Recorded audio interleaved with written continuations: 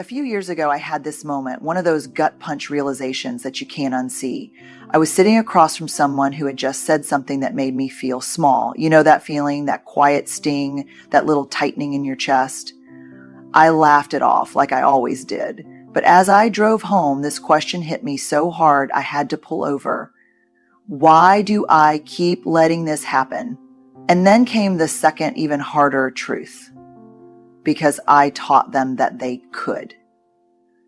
See, here's what we don't always realize.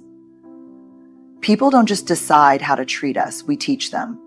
Every time we stay silent when we should speak up, every time we minimize our own needs, every time we tolerate disrespect in the name of being easygoing or nice, we're setting the standard. And what I've learned, sometimes the hard way, is that if you don't set the standard for how you want to be treated, the world will do it for you. So let's talk about that today. Let's talk about the quiet, powerful work of teaching people how to treat us. Not through anger, not through ultimatums, but through clarity, courage, and the belief that we are worthy of respect. Because we are. First, get clear on what you're available for. People can't respect your boundaries if you don't even know them. Are you available for last-minute requests at work?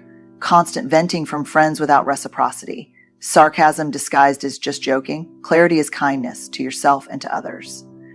And here's where it gets tricky. Most of us assume we have clear boundaries. But the real test, when someone crosses the line, do you address it or do you let it slide? Because if we let it slide, it wasn't really a boundary. It was just a preference we weren't willing to protect.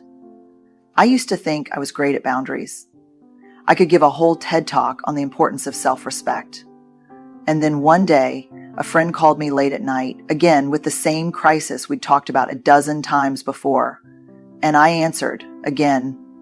I listened, reassured, gave advice, knowing full well that none of it would be taken. When we hung up, I sat there, exhausted, resentful, frustrated. And I had to ask myself, why am I upset with them for crossing a boundary I never actually set? That was an uncomfortable realization. But here's what I learned. Boundaries are not about controlling other people's behavior. They're about controlling our own availability. If I keep answering that late night call, I'm not holding a boundary. I'm just wishing for one. So what are you available for? And just as important, what are you not available for? One of the most life-changing shifts I made was getting really specific. I'm available for meaningful, reciprocal friendships where we both show up for each other. I'm not available for relationships where I'm constantly chasing someone's attention. I'm available for honest, direct communication even when it's hard. I'm not available for passive-aggressive comments disguised as humor. I'm available for hard work and deep commitment. I'm not available for burnout disguised as hustle culture. And once I got clear on that, something incredible happened. My life became a lot simpler. The people who respected my boundaries stayed, and the ones who didn't naturally fell away. No big fights, no dramatic speeches, just a quiet shift in how I showed up. Because here's the thing, when you are clear about what you will and won't accept, you don't have to beg for respect. The right people will adjust, and the wrong ones will remove themselves. Either way, you win. Second, watch your own behavior. Here's an uncomfortable truth. Sometimes we reinforce bad treatment by doing it to ourselves. Apologizing when we're not at fault, laughing off disrespect, shrinking to make others comfortable. The way we treat ourselves sets the bar for everyone else. I learned this the hard way. I used to say sorry like it was punctuation. Someone would bump into me. Oh, sorry. A coworker would talk over me in a meeting. Oh, no worries. A friend would cancel last minute for the third time in a row. It's totally fine. Except it wasn't fine. It was exhausting. I was exhausted. And one day, someone close to me, someone who loved me said, you don't have to apologize for existing. That one hit deep. Because they were right. Somewhere along the way, I had learned that making myself smaller, easier, quieter was the price of being liked. And the real problem, it wasn't just that other people were treating me that way. I was showing them that I was okay with it. So I started paying attention. And let me tell you, it was uncomfortable at first. I realized how often I dismissed my own feelings before anyone else even had the chance. I'd say it's no big deal when it actually was a big deal. I'd say I totally understand when I really didn't. And I'd say it's fine when, if I was being honest, it wasn't fine at all. And here's what I learned. You cannot expect other people to respect you more than you respect yourself. That's not how this works. If I don't take my own needs seriously, why would anyone else? If I don't value my own time, why would anyone else? So I started making small changes. Instead of automatically saying sorry, I started saying thank you. Thank you for your patience instead of sorry for the delay. Thank you for listening instead of sorry for talking too much. I stopped laughing at jokes that weren't funny. Stopped downplaying my own accomplishments. Stopped saying it's fine when it wasn't. And do you know what happened? The people in my life started treating me differently. Not because I demanded it, not because I lectured them, but because I stopped showing them that I was okay with less. And the people who really cared, they noticed. They adjusted. They respected the new standard. Not because I forced them to, but because I finally respected it myself. Because at the end of the day, people will take their cues from you. If you treat yourself like you matter, they'll follow your lead. Third, communicate with courage. Boundary setting isn't about pushing people away. It's about teaching them how to be in relationship with you. That means saying, I don't accept being spoken to that way, or I value our friendship, but I need more balance. You don't have to explain or over-justify. Just say it and let it stand. I used to think that if people really cared about me, they would just know what I needed. That if they truly respected me, they wouldn't cross certain lines. But the truth? Most people aren't mind readers. And if I wasn't willing to speak up, I had no right to be surprised when people continued to treat me the way I had allowed. But let's be real. Saying what you need out loud is hard.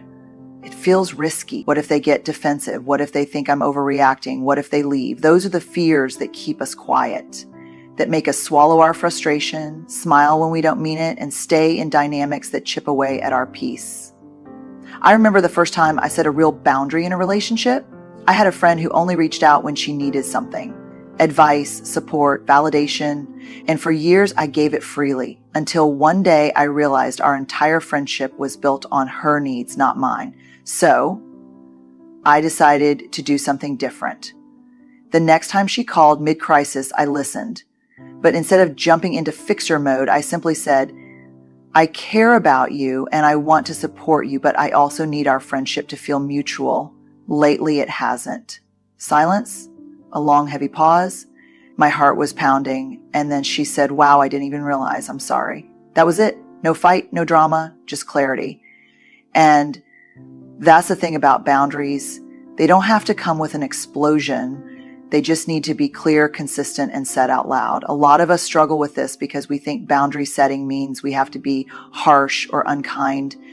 But boundaries are actually the opposite. They allow relationships to be healthier, not resentful. Because let's be honest, unspoken resentment poisons relationships faster than any difficult conversation ever could. And yes, some people will push back. Not because they're terrible, but because they've benefited from the version of you that never said no. And that's okay. Your job isn't to control how people respond. It's to be honest about what you need. So say it clearly, kindly, without apology, and then let it stand. Because the people who are meant to be in your life, they'll listen, they'll adjust. And the ones who can't, well, that's good information to have. Fourth, watch how people respond. Some will respect your boundaries immediately. Those are your people. Others will test them. And a few, they'll walk away. That's not a loss. That's clarity. The right relationships will rise to meet the standard you set. The first time I really started setting boundaries, I was terrified. I had spent years over-explaining, over-giving, and overextending myself in relationships. And when I finally stopped, when I started saying no, when I stopped bending over backward to make other people comfortable at my own expense, something interesting happened. Some people immediately adjusted. They respected the boundary without question, because they didn't make me feel guilty. They didn't push back. And do you know what I realized? Those were the people who truly valued me, not just what I could do for them. But then there were others, the ones who tested it. the ones who got quiet, who sent a passive aggressive, "you've changed" text, who tried to make me feel guilty for having needs. And that was hard. It made me question myself. Am I being selfish? Am I overreacting? Am I too much? And then there were the ones who walked away, the ones who disappeared when I stopped overgiving. And that stung. But here's the truth. If someone only wants to be in your life when they can take advantage of your lack of boundaries, then they were never really in your life to begin with. They were just using it. This is where it gets really uncomfortable, because this part isn't about other people.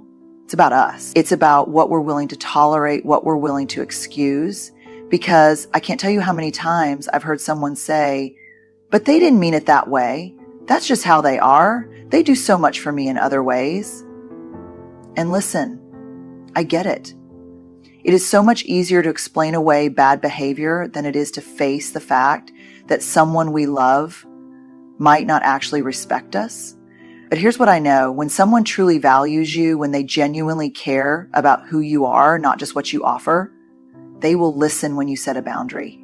Not everyone will like it, but the people who belong in your life will respect it. And the ones who don't, well, that's not rejection, that's redirection. That's life-clearing space for relationships that are built on real respect, not just convenience. So pay attention, not to what people say, but to what they do when you stop making yourself small, because the right relationships won't require you to shrink to fit inside them.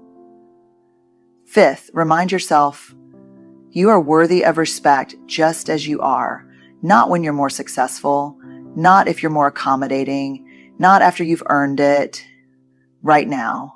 In this moment. The way people treat you is a reflection of what they believe about you, but more importantly, it's a reflection of what you believe about yourself.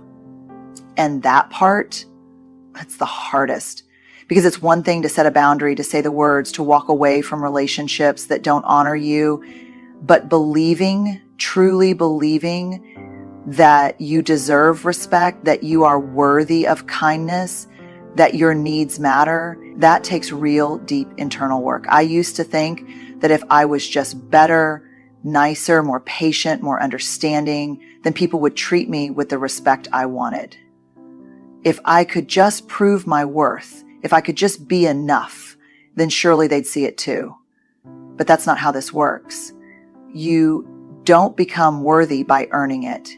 You don't get more valuable by giving more of yourself away. And the hardest lesson I ever learned was this. If you wait for other people to give you permission to believe you're enough, you'll be waiting forever. The truth is, most of us were never taught how to believe in our own worth. Maybe we grew up in environments where love felt conditional, where we had to be easy or quiet or high achieving to get approval. Maybe we had relationships where we were only valued for what we did, not for who we were. And so we internalized this idea that respect, kindness, love, those were things we had to earn, things we had to deserve. But here's what I know now. The moment you decide that you are worthy of respect, not because of what you do, but because of who you are, that's the moment your whole life starts to change. Because when you believe in your own worth, you stop chasing people who don't see it. You stop explaining yourself to people who are committed to misunderstanding you. You stop settling for relationships that require you to be less of yourself to be accepted. And listen, I'm not saying this is easy. It's uncomfortable. It takes practice. It takes daily reminders, sometimes hourly ones. It takes unlearning years of conditioning that told you that being liked was more important than being respected, but it's worth it. Because the way you allow people to treat you isn't just about them, it's about you. It's about what you're willing to accept, what you're willing to believe about yourself. And when you finally decide that you deserve respect just as you are without conditions, that's when everything shifts. Because the truth is, you don't have to prove your worth to anyone. You just have to start acting like you already know it. So here's the truth. People will treat you how you let them, not because they're cruel, not because they're out to hurt you, but because we all take cues from each other. We teach people what's okay, what's not, what we'll tolerate, and what we won't. And the good news, you get to set the standard. When you get clear on what you're available for, when you respect yourself first, when you communicate with courage, when you pay attention to how people respond, and when you finally believe deep down that you are worthy of respect, everything changes. Not just how people treat you, but how you move through the world. And I won't lie, this work isn't easy. It takes practice. It takes unlearning. It takes sitting in discomfort and resisting the urge to shrink back into old habits. But I can tell you this, it's worth it. Because you deserve relationships built on mutual respect. You deserve spaces where you don't have to prove your worth. You deserve a life where you are treated with kindness, not because you fought for it, but because you expected it. And if you take nothing else from this, take this. You don't have to demand respect. You just have to stop accepting anything less. Good luck, and remember, you are worthy. Always.